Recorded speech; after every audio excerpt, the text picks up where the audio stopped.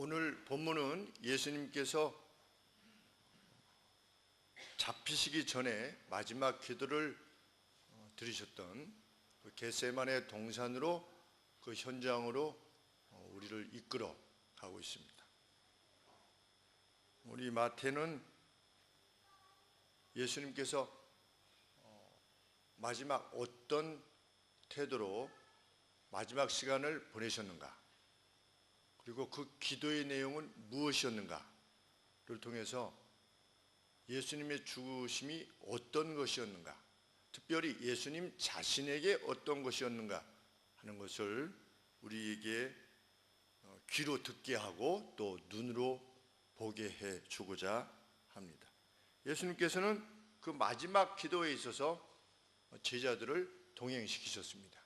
그리고 데리고 가시다가 어느 지역에 이르러서는 나머지 8 제자는 따로 머무르게 하시고 베드로와 야고보와 요한 이 3명의 제자를 데리시고 조금 더 나아가시고 기도하시기를 시작합니다. 그리고 기도를 마치시고 이제 유다로 인해서 오게 된 무리들에게 이제 잡혀 가시는 것이 십자가의 길이 되게 됩니다.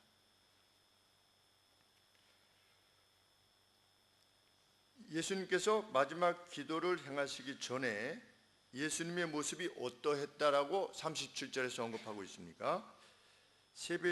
베드로와 세베대의 2 아들을 데리고 가실새 슬퍼하시고 고민하시고 슬퍼하시기 시작하셨다. 이 마지막 기도의 내용을 정말 우리가 듣고 본다면 예수님이 마치 절망한 자와 같이, 아주 절망스러운 상황에 처한 자와 같이 슬퍼하시고 괴로워하시고 고민하고 있다라고 하는 냄새를 그냥 가득 맡게 되는 것입니다. 고민하고 슬퍼하셨다. 그래서 제자들에게까지도 그냥 그것은 표정에 나타난 것이 아니라 제자들에게까지도 말씀하셨습니다. 내 마음이 심히 고민하여 어느 정도다. 죽을 정도이다. 죽을 지경이다. The point of death 그랬습니다. 데스의 죽음의 포인트까지 이르렀다. 그러면 얼마나 힘든 것인가를 말해주는 것이죠.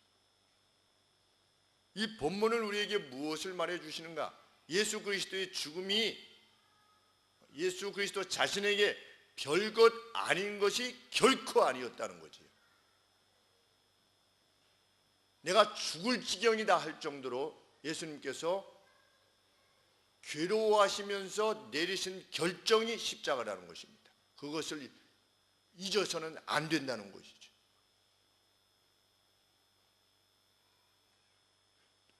주님은 많이 슬프고 괴로우셨습니다. 그래서 어떻게 하신 겁니까? 기도할 때. 지금 기도할 때 어떻게 한 거지요? 제자들을 동행시킨 것입니다. 너희는 여기 있어서 어떻게 해라? 38절 하반절에 나와 함께 깨어 있어라. 나와 함께 깨어 있어라. 나와 함께 기도해다오. 나 지금 너무 힘들다. 너희라도 나와 함께 있어다오.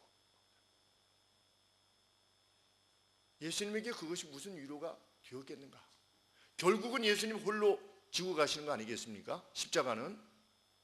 그런데도 불구하고 예수님이 제자들의 위로, 제자들의 기도를 요청하셨다는 것은 그만큼 절망적인 상태와 같은 괴로움을 느끼셨다는 것이죠.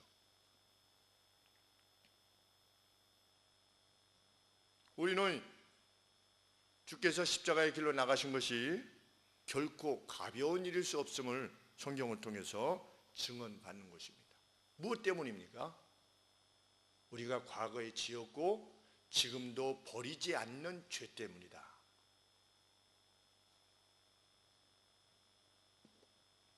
제자들에게 요청하신 후에 주님은 그들이 지켜볼 수 있는 거리 정도로 가서 기도하기 시작합니다. 그래서 제자들은 예수님이 무엇을 하시는가를 볼 수 있었습니다. 그리고 무엇을 기도하는지 들을 수 있었습니다. 바로 옆에 있었던 겁니다. 어떻게 보면 예수님은 어떻게 기도하셨습니까? 의자에 앉아 기도하신 것도 아니고 무릎을 꿇고 기도하신 것도 아니고 성경에 뭐라고 표현되어 있습니까? 얼굴을 땅에 대셨다.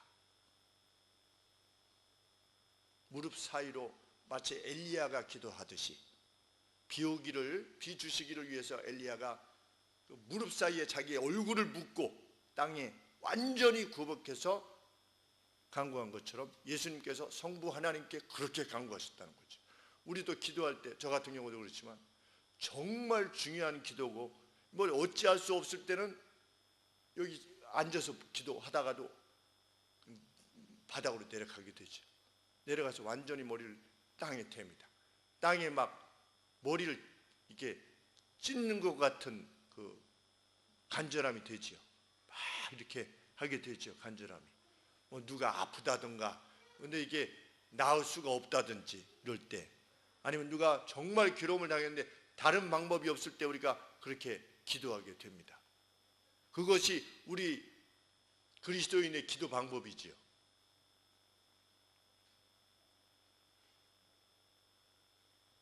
얼굴을 땅에 기도했다는 것은 여유만만한 기도가 아니었다는 것입니다. 간절한 기도였다는 겁니다. 주님은 성부 하나님께 말씀드립니다. 나의 아버지, 만일 가능하다면 이 컵으로 나로부터 지나가게 하여 주옵소서. 만일 가능하다면, 뭐가 가능하다면이지요? 주님의 요청이 세상을 구원하시려고 하는 하나님의 뜻에 계속적으로 일치하는 것이라면, 그것에 손상이 되지 않는다면, 세상을 구원하는 하나님의 목적에 일치한다면, 당시에 컵으로 상징되어지는 고난, 이 고난이 나로부터 지나가게 하여 주옵소서. 패스어웨이 하게 주옵소서. 이것은 무엇을 말하는 겁니까? 그리스도께서 그만큼 괴로우셨다는 겁니다. 뭐가? 인류의 죄로 말미암는 하나님의 진노를, 모든 인류의 죄에 대한 책임의 그 진노를, 하나님의 거룩한 분노를 자기 자신이 감당하는 것. 어떤 육체적인 괴로움도 괴로움이겠지만 우리 패션 오브 크라이스트에 보면 육체적인 고통만 언급되고 있죠. 막 찢기고 막 피나고. 성경이 말하는 주님의 고난은 그것이 아니라 아버지로부터의 무엇입니까? 격림이다. 우리 인간의 죄를 위해서 영원 전부터 영원까지 결코 나눌 수 없는 이 성부, 성자, 성령 한 하나님께서 인간의 죄로 말미암아 진노하시는 아버지와 그 진노를 받아야만 되는 아들로서 이렇게 나누어지게 되는 그 고통을 견딜 수 없어 하시는 거지. 우리는 그것이 뭔지 모릅니다. 그러나 적어도 인간적으로 치면 다시는 만날 수 없는 생이별을 말할 수 있을 것입니다. 생이별. 우리 남북 이산 가족들이 이게 만날 때 그렇게 좋다가 나중에 헤어질 때 보면 이 차를 타고 이게 떠나는 이 북한 분들 아니면 남한 분들을 막 창을 두드리면서 다시 만나자고, 죽지 말고 오래 살아있어서 다시 만나자고, 통일될 때까지 다시 만나자고, 이럴 때만 우리가 눈물이 흘리지 않습니까? 그 찢어지는 아픔이지요. 그게 뭡니까? 이별입니다. 분리. 주님은 그것이 그만큼 괴로우시다는 겁니다. 무엇 때문에? 우리가 과거에 지었고 지금도 짓고 있는 죄 때문에. 만일 주님이 지시지 않으면 어떻게 되는 거니까? 하나님이 지어내신 영혼들이 감당해야만 되니까.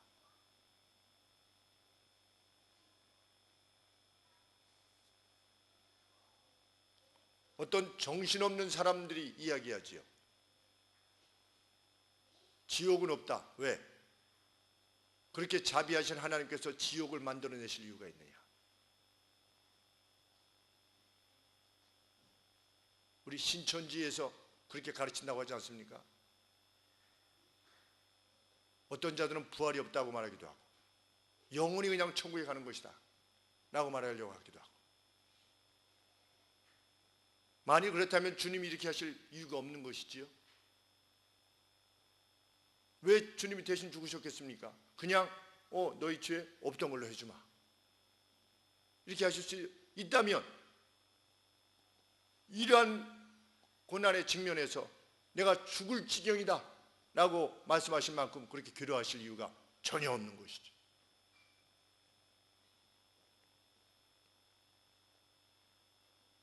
히브리서 5장 7절은 예수님이 어떻게 하셨다? 심한 통곡과 눈물로 간구와 소원을 올리셨다. 심한 통곡과 눈물로 성부 하나님께 간구하셨다. 우리 죄 때문에, 내가 짓고 아직도 버리지 못한 어떤 죄성 때문에, 그리고 이미 지은 그 어떤 죄 때문에 주께서 심한 통곡으로 눈물로 하나님께 호소하셨다. 그리고 누가복음 22장 44절에 언급되고 있는 힘쓰셨다, 애건히 하셨다 라고 하는 표현이 있는데, 그것은 검투사들이나 그 레슬러들이 시합에 앞서서, 그때는 뭐 잘못하면 상대한테 지면 죽는 거니까, 그때의 그 어떤 격정, 그 두려움을 표현하는 단어라는 겁니다. 지금 주님은 원수 마귀, 이 뱀의 머리를 짓이겨버리기 위해서 창세기 3장 15절에서 언급되고 있는 여자의 후손이 너의 머리를 부르짖을 것이다, 너의 머리를 상할 것이다, 너의 머리를 짓이겨버릴 것이다 라고 하는 것을 위해서 지금 뱀하고 맞서고 계신 거지요. 원수 마귀 뱀하고. 근데 그 뱀이 어떻게 할 겁니까? 주님의 뒤꿈치를 물 겁니다. 그게 뭡니까? 그게 십자가지요. 그 예언의 성취를 위해서 주님은 나아가시는데, 그 발꿈치를 물리는 그 고난을 감당해야만 했다는 겁니다. 그런데 그것이 결코 별거 아닌 것이 아니라는 것이죠. 우리는 죄를 짓고 그 죄로부터 용서를 구하고 또 저희가 잘못해서 또 죄를 졌습니다 이렇게 하지만, 그 개개의 죄성이, 그 죄가 실은 우리 주님의 그러한 격통을 가져왔다는 것을 인식하라는 것입니다.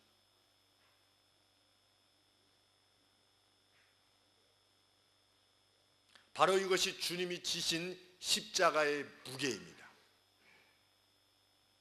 십자가는 결코 데코레이션일 수 없는 것입니다. 데코레이션. 요새는 뭐 하도 소품들이 잘 발달돼서 기독교 이 소품들이, 십자가 소품들이 예쁘고 이렇게 앙증맞고 이러는데, 이 십자가는 험한 십자가인 것입니다. 험한 십자가. 피가 낭자한, 피비린내가 낭자한 우리의 죄 때문에 그 보혈의 피가 흘러내린, 그래서 결코 소품일 수 없는 것이죠, 십자가는.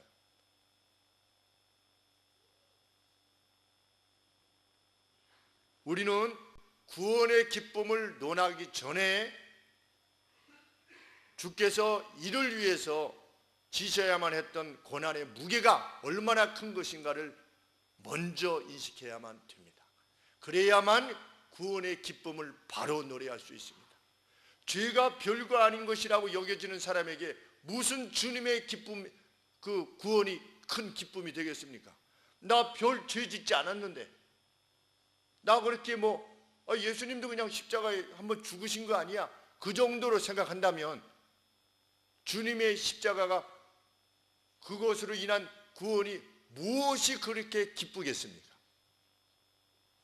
그러나 이 십자가의 무게를 참으로 인식하는 사람에게는 자신이 구원받았음이 그 어떤 세상의 것보다 그 마음을 뜨겁게 하는 것이지.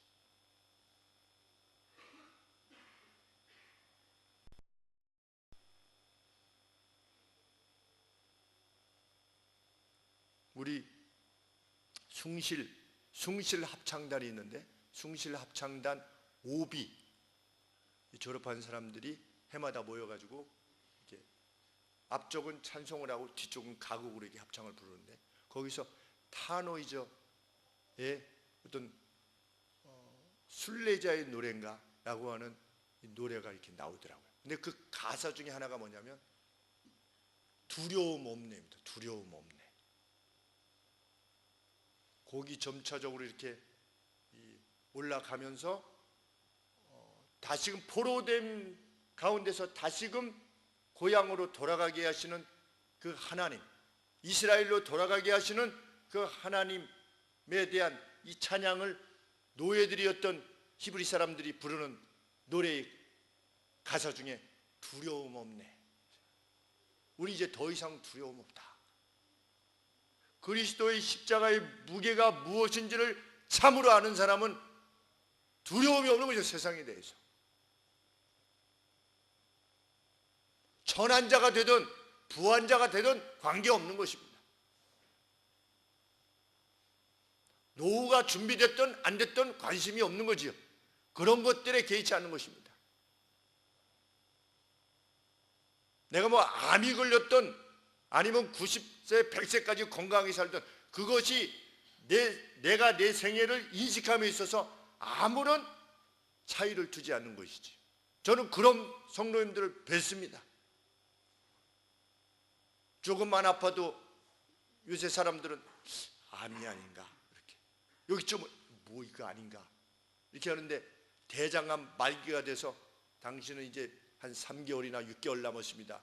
이런 장로님이 하나님께서 이렇게 내 배를 이렇게 째 놓으셨다고. 하나님 이렇게 여기를 그냥 이렇게 째 놓으셨네요. 개의치 않는 그런 사람을 세상이 어떻게 감당할 수 있겠습니까? 누가 그것이 가능한가? 예수님의 십자가의 고난의 무게를 인식한 사람이 그럴 수 있는 것이죠.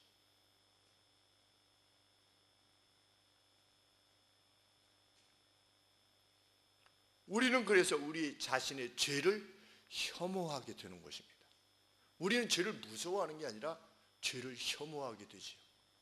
이제 구원 얻은 우리는, 구원받은 하나님의 백성은 요거 죄를 지면 하나님이 나를 버리실까? 이런 어떤 그런 두려움이 아니고, 하나님의 백성이 되었고 하나님의 자녀가 되었기 때문에 죄를 혐오하는 거지요. 내 안에 있는 어떤 그 불편한 것, 그것을 혐오하는 것입니다. 막 역겨운 거지요, 그 죄가.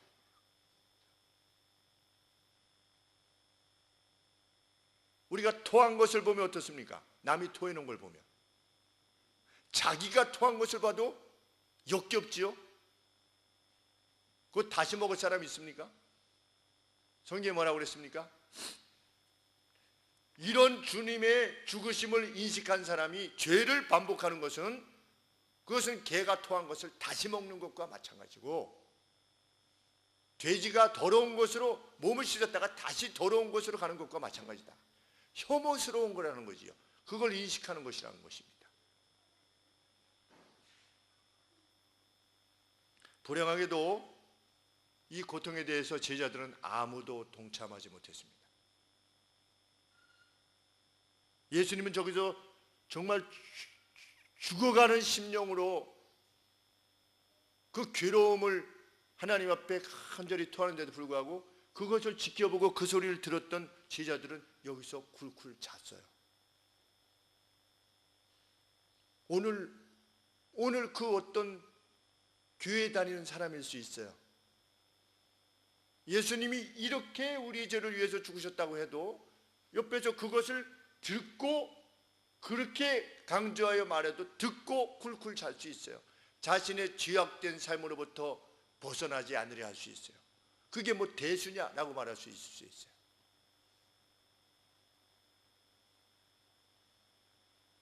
예수님은 제자들로부터의 동의가 없어도 그 길을 가신 겁니다.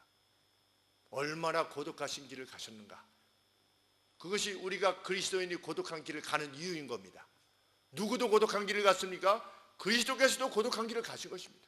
세상 사람들이 하나도 알아주지 않았습니다. 제자들조차도 굴굴 잤어요. 그렇게 이야기를 했는데도 불구하고 그래도 주님은 포기하지 않고 뜻하신 길을 그냥 가시려고 한 것입니다. 그렇기 때문에 주님이 영광 받으실 주님이신 거지. 예수님이 제자들에게 말씀하셨습니다. 깨어 기도하기를 계속하여 유혹에 들지 않도록 하라. 영은 뜻하지만 육신이 약하다. 이렇게 말씀하셨습니다. 너희의 영혼이 나를 위해서 너희들이 감옥에도 가고 심지어 죽으려고 하는 마음을 너희들이 지금 갖고 있다는 사실을 내 인정하마. 그러나 고난이 오면 너희들의 그 마음, 너희들이 그 영혼이 원하지만 고난이 오면 너희들도 나를 떠나는 유혹에 약해질 수밖에 없다. 그러므로 너희는 어떻게 해라? 기도해야만 한다. 기도를 통하여 뭘 받아야 된다? 너희들의 힘보다 더 강력한 그 어떤 힘을 받아야만이 시험을 이겨낼 수 있다. 그러니 같이 기도하자. 근데 제자들은 못했어요. 근데 누구는 했습니까? 예수님은 하신 겁니다. 예수님도 유혹 받으실 수 있다는 거지요. 예수님이 왜 마지막 순간까지 기도하셨는가? 성부 하나님으로부터 그런 응답과 그런 힘을 받고자 하심입니다. 나 이거 죽을 지경입니다. 아버지 하나님, 내게 힘을 달라는 거지요.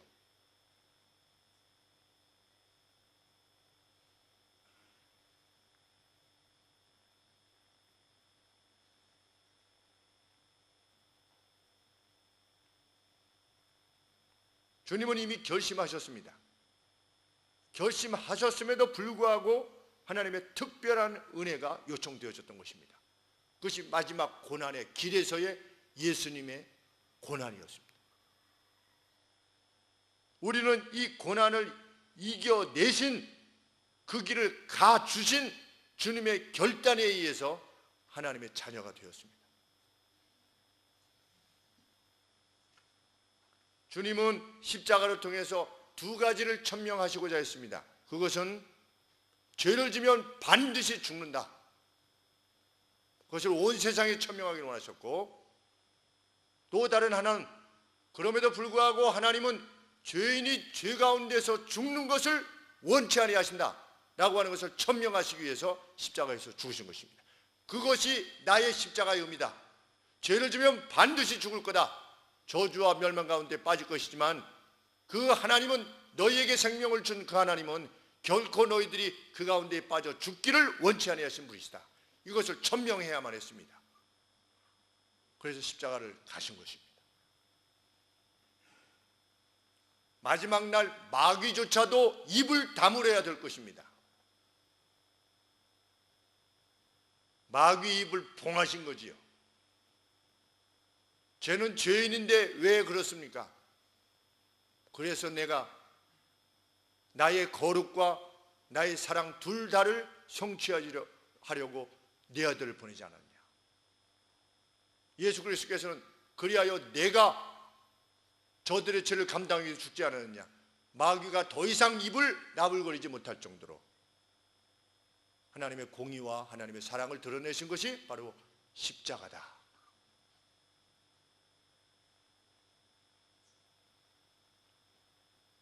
주님은 다시 두 번째로 가셔서 기도하셨습니다. 그리고 주님의 결심을 하나님 앞에 고지합니다. 뭐라고 고지하십니까? 내 아버지, 이것이 내가 이것을 마시지 않는 한 지나갈 수 없다면 당신의 뜻이 이루어질 것입니다.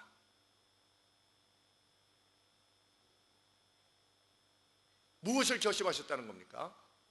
십자가를 지실 것을 결정하셨다는 겁니다. 출사표를 던지는 겁니다. 아버지요, 내가 원수마귀와 싸움을 하러 죽음의 길을 갈 겁니다.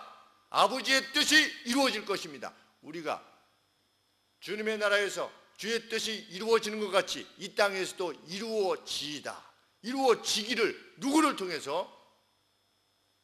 오늘 우리를 통해서 나를 통해서 주의 선하신 뜻이 이루어지기를 구하는 것이 주 기도문이지요. 그렇게 기도해라 너희는.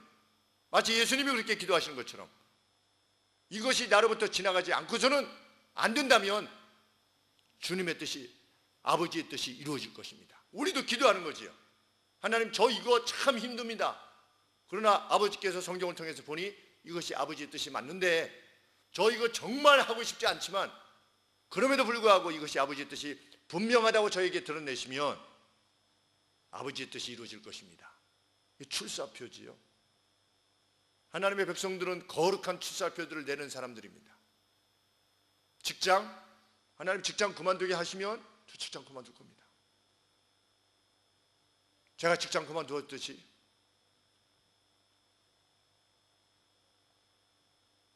뭐가 날아가게 생겼으면 그럼에도 불구하고 주님이 그걸 원하신다면 저 날아가도록 하겠습니다. 주님의 뜻이 이루어질 것입니다. 오늘 주님은 그런 그리스도인들을 위해서 죽으신 것입니다.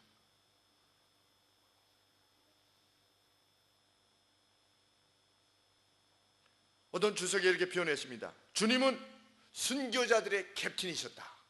얼마나 멋있는 표현인지 알 수 없어요. 순교자들로 구성되어진 아미, 부대의 캡틴이셨다. 얼마나 빛나는 표현인지 알 수 없습니다. 그 뒤로 무수한 순교자들이 죽었습니다. 무엇 때문에? 하나님 말씀하시는 공의와 사랑을 위해서 죽은 겁니다.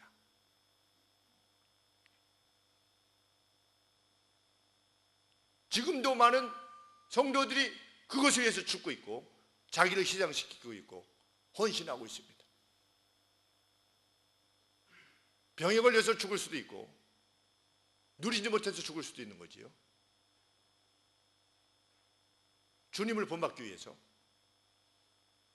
주님의 그 무게가 얼마나 큰 것인가를 알기에 건져주신 주님, 그것이 너무나 고맙고 감사해서 죽으면 죽으리라.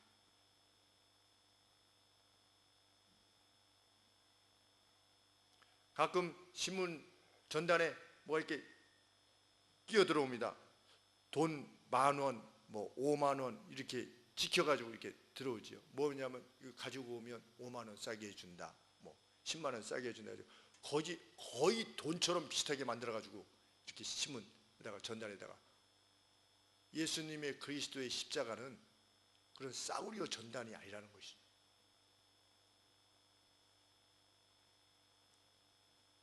그리스도의 고뇌라고 하는 값비싼 대가를 치렀다는 겁니다.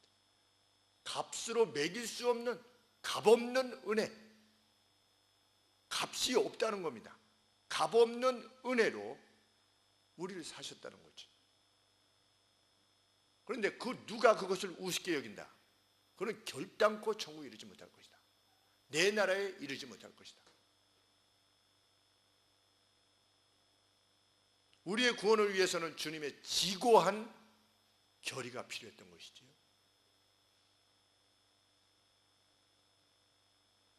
누가복음 22장 43절에 보시면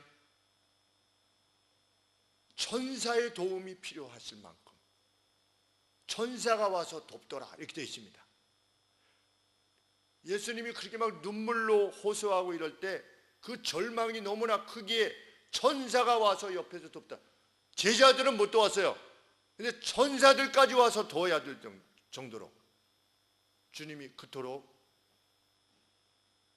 괴로워하셨던 것입니다. 우리의 죄 때문에, 지금 있는 죄 때문에. 과거 이전은 용서해 주셨고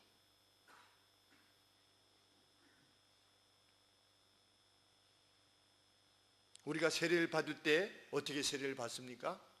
이렇게 세례를 받지요. 초대교회 당시에 세례를 받는다는 것은 무엇을 의미했습니까? 그것은 죽음을 의미했고 그것은 출교를 의미했고 자기 직장에서 쫓겨나는 것을, 자기 마을에서 쫓겨나는 것을 의미했습니다. 이 당시의 세례, 주 예수를 믿으라, 그리고 세례를 받으라, 그러면 너와 내 집이 구원을 얻으리라 라고 했을 때 그 세례는 그냥 물 한 방 하고 물 한 번 바르고 목사가 어떤 의식을 행하는 그것이 아니라 내가 주를 위해서 죽겠다는 결단이지요. 그래서 그 감옥에, 로마 감옥의 그 간수가 사도들이 막 지진이 일어나가지고 다 도망간 줄 알고 자기 자결하려고 하다가 너 내 몸에 칼 대지 말아라, 손 대지 말아라. 도망가지 않았던 사도 일행을 보고 어떻게 했습니까? 사도들 데려다가 그 맞은 데를 다 씻기고 자기 집으로 데리고 가서 어떻게 했습니까? 온 집안이 세례를 받았습니다. 그렇게 되면 어떻게 되는 겁니까? 그렇게 되면 죽는 겁니다.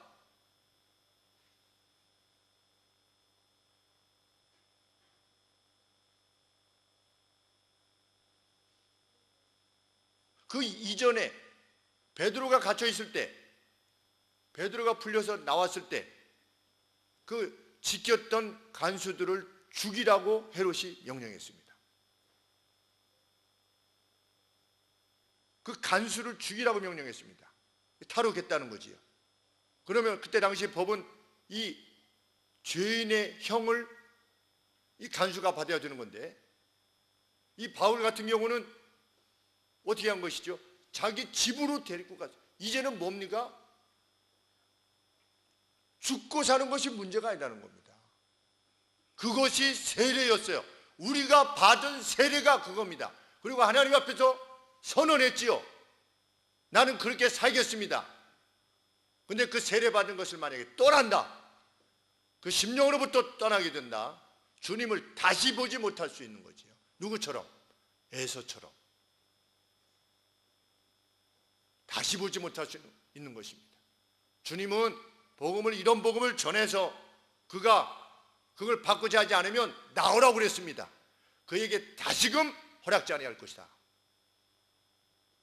우리 가운데 있는 이들이, 우리는 세례를 받았지요.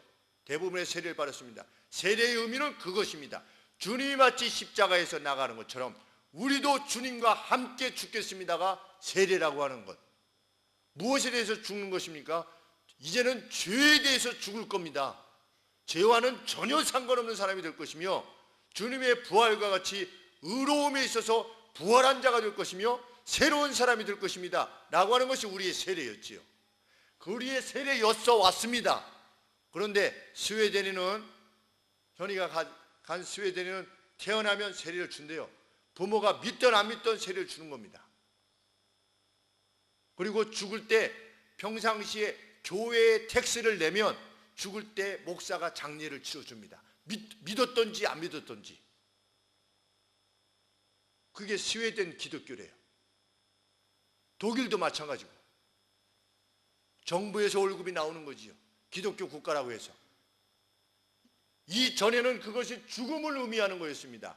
그러나 2000년간 역사가 오면서 세례의 의미가 퇴색해서 그저 누가 태어나면 고추 집 앞에 다는 것, 무슨 숯 앞에다가 달아놓는 것 같은 그러한 것에 불과한 것이 되고 말았던 것이죠.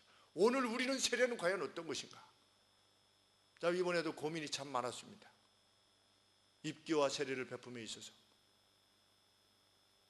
과연 입교를 하고 세례를 하시는 분이 주를 위하여서 이제는 내가 주를 위해서 죽기까지 할 것입니다 라고 하는 인식으로 할 것이냐, 아니면 우리 예수님 믿는다고 그러니까 그래도 빨리 세례를 주는 것이 더 낫지 않겠느냐, 이런 어떤 그 목회자만이 가질 수 있는 고민, 하나님 앞에서 어떤 것이 참이냐, 그 두려움이 있지요. 세례를 주는 목사에게도 두려움이 있는 것입니다.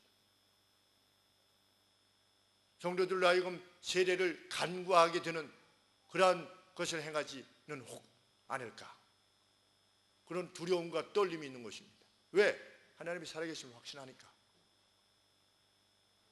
그분의 어미하심을 인식하니까. 주님은 과연 응답을 받으셨습니다. 세 번째 기도 후에 주님이 오셨습니다. 무엇이라 제자들에게 말씀하셨습니까?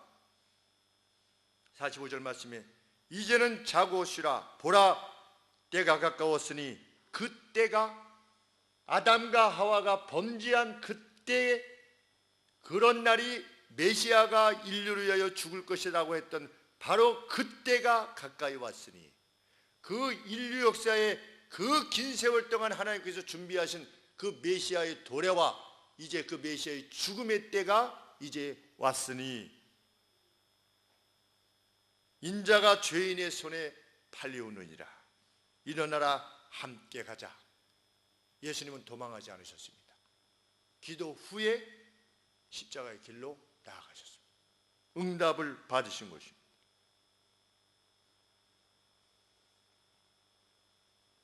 우리는 이러한 주님의 고난과 자원하는 십자가의 길을 통해서 과거 우리가 지었고 지금도 버리지 못하고 있는 죄가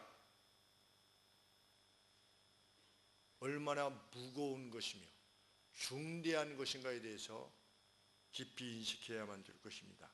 왜냐하면 이후에 이 자리에서 쿨쿨 자고 있었던 요한이 성령의 감동을 받아서 기록한 요한 1서에 사도 요한이 이렇게 언급하고 계시기 때문입니다. 그가 우리 죄를 없이 하려고 나타내신 바 된 것을 너희가 안다. 우리의 죄를 없이 하려고 나타나신 것을 그 안에 거하는 자마다 그 예수님 안에 거하는 자마다 범죄하지 아니하나니 범죄하는 자마다 그를 보지도 못하였고 그를 알지도 못한 것이다. 그 누군가 죄를 범한다면 그리스도를 안다고 하면서도 세례를 받았으면서도 그리스도를 주로 고백한다고 하면서도 드러난 범죄, 명백한 범죄임에도 불구하고 그 죄를 범하는 자는 하나님을 아는 자가 결코 아니다. 사도 요한이 옆에서 굴굴 자던 사도 요한이 후에 깨닫고 요한 1서의 내용을 기록하면서 그 안에 기록한 것입니다. 또 요한이 이렇게 말씀하셨습니다. 이러므로 하나님의 자녀들과 마귀의 자녀들이 분명한데 의를 행치 아니하는 자나 또는 그 형제를 사랑하지 아니하는 자는 하나님께 속하지 아니하였다. 죄를 짓지 않는 것에 멈추는 것이 아니라 의를 행하지 않는 자는 그 예수 그리스도의 피공로가 무엇인지를 깨닫지 못하는 자고 알지도 못하는 자다. 또 예수님을 믿는 형제 자매들의 그 연약함을 불쌍히 여기지 않는 자, 형제를 사랑하지 않는 자, 자매를 사랑하지 않는 자는 하나님께 속하지 아니하니라. 우리 지난 주일 저녁에 하나님의 말씀을 들은 내용이죠. 지지난주.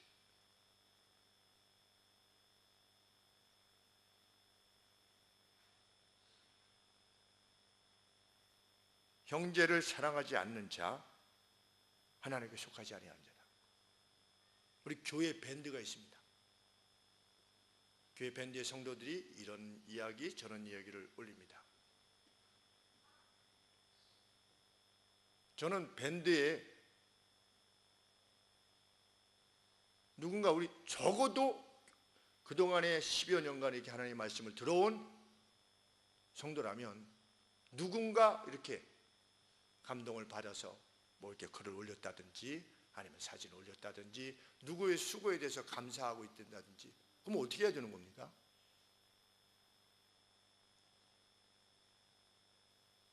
누군가 꽃꽂이를 해서 수년간을 꽃꽂이를 이렇게 하셨다. 토요일마다 오셔서 가령 예를 들어서 화분을 교회 거니까 또 다른 거는 다 죽어도 모르지만 이 교회 화분은 죽으면 안 되잖아요. 그 봄에 다시 가져갈 때 그럴 때 그걸 정성껏 해서 성도들을 위해서 준비해서 이렇게 했다.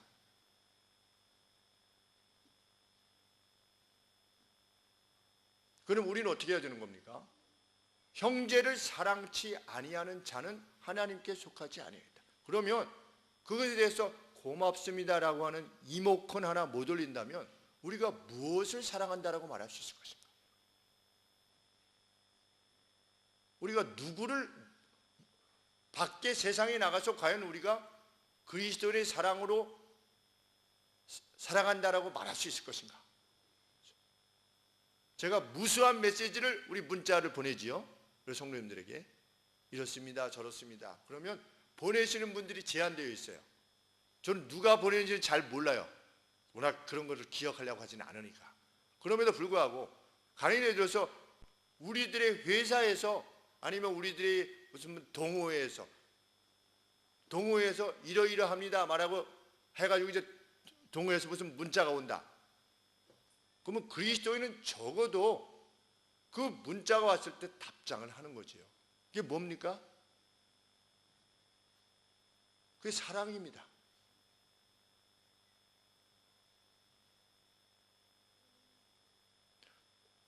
성경은 이렇게 말하고 있죠. 너희가 보는 바 형제를 사랑치 못하는 자가 어떻게 보이지 않는 하나님을 사랑할 수 있다고 말할 수 있느냐? 그것은 거짓말이다. 그것은 너희를 스스로 속고 있는 것이다.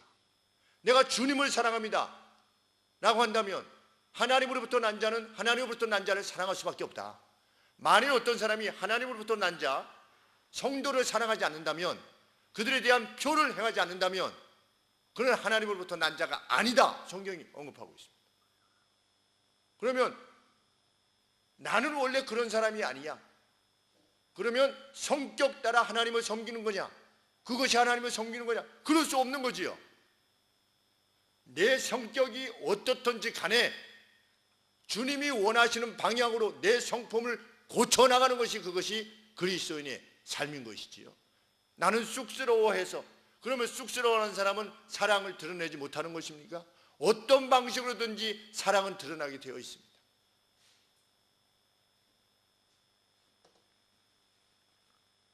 우리 준수가 있습니다. 준수의 사랑을 얻기 위해서 제가 지금 3년간을 매주마다 준수의 사랑을 어떻게 목사님 한번 하는 이야기를 한번 들어보려고 3년 동안 이렇게 했는데 집에 있는 애완견 얘기할 때 한 번 들었습니다. 애완견. 집에 복수리가 있는데요. 그래, 야, 3년 만에 처음 이야기한 거죠. 그래서 제가 어떻게 했겠습니까? 오늘 복수리 갖다 줄 애완견 간식을 제가 딱 하나 이렇게 딱 가지고서 이렇게 준수야 이랬더니 벌써 주기도 전에 이렇게 벌써 가져가는 거예요. 이게 간식인 줄 알고, 개 간식인 줄 알고. 근데 표정이 이제 자기 그 개 갖다 주려고 하는 표정이 막 좋아가지고 이렇게들이 갔어요. 사랑은 표시나게 되어 있어요. 누구한테 사랑을 하든지 사랑을 받으려면 어떤 사람은 쑥스러워해서 못하고, 이것이 아니라 무엇과 무엇은 감출 수 없다. 사랑과 기침은 감출 수 없다. 그런 말이 있지요. 알게 되어 있습니다. 우리가 주님의 십자가를 생각할 때 주님이 나를 위해 죽으셨구나, 슬프다. 예수님은 그걸 원하시는 게 아닙니다. 그리고 고난주간 때 막 이런 게 아니고, 예수님이 우리의 죄를 위해서 그렇게 죽으셨구나, 그 기쁨과 감사가. 그래서 내 안에 여전히 남겨져 있는 그 죄성은 도대체 뭔가를 살피고, 내가 이걸 다시 관계없는 사람이 되어야 되겠구나.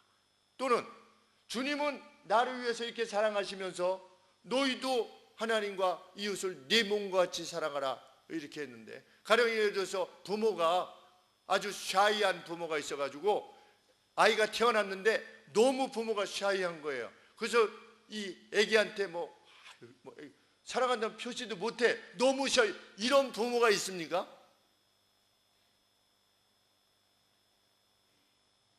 좋은 옷을 봐도 갖다 주면 쑥스러워서. 애기한테 그런 부모가 어디 있어요? 아무리 과묵한 사람도, 히틀러도 자기 세포들을 그냥 막 오르만 줬잖아요. 세포들을 그 동영상 보면 그 자기 세포들을 이렇게 막 오르만지는 모습을 보면요, 그 안에서 어떻게 그런 악이 들었는가. 근데 우리도 다를 바가 없어요. 자기가 좋아하는 거에는 그렇게 하는 겁니다. 근데 자기가 미워하는 사람에게는 그렇게 막 악감정을 품는 겁니다. 그리고 자기랑 관계없는 사람을 무정한 거예요. 개한테는 그렇게 하면서 수백만 명을 죽이는 거지요. 눈 하나 깜빡하지 않고. 근데 그 죄성이 우리들 안에 있음을 고백해야만 됩니다. 우리는 그게 뭐냐를 반드시 찾아내야만 되고, 한 주간 주님이 우리 안에 여전히 있을 수 있는, 아직도 다 벗어보지 못한 죄의 오염, 그것까지도 위해서 죽으셨다고 하는 것을 참 죽음에 이르기까지 고통스러워 하시면서 또 그 길을 가셨다는 것, 우리도 그런 우리 자신을 변화시키는 것은 마치 십자가에 죽으러 가는 것과 마찬가지지. 그래서 예수님이 말씀하시기를 누구든지 나를 따르려거든 자기를 부인하고, 이전에 자기를 부인하고, 이전에 내가 어떤 사람이었고 내 성품이 어떤 것이었고 이것을 부정하고 나를 따르라. 좁은 길을 걸어라. 너희 삶을 변화시켜라.